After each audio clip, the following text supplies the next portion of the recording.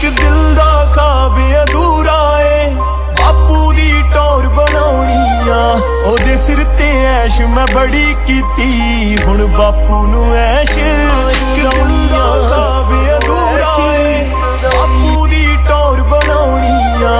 ਉਹਦੇ ਸਿਰ ਤੇ ਐਸ਼ ਮੈਂ ਬੜੀ ਕੀਤੀ, ਹੁਣ ਬਾਪੂ ਨੂੰ ਐਸ਼ ਕਰਾਉਣੀ ਆ। ਉਹਦੇ ਸਿਰ ਤੇ ਐਸ਼ ਮੈਂ ਬੜੀ ਕੀਤੀ, ਹੁਣ ਬਾਪੂ ਨੂੰ ਐਸ਼ ਕਰਾਉਣੀ ਆ।